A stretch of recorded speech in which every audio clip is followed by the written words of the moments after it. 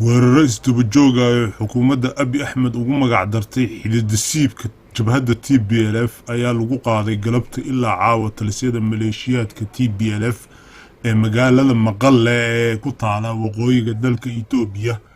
Saraakiisha ciidamada federaalka ayaa sheegay in ciidamada gacanta ku dhigeen magaalada Shire oo muhiim u ahayd maleeshiyaadka TPLF sidoo kalena ay ku sii dhawaanayaan magaalada Facaweyn ee Aksum.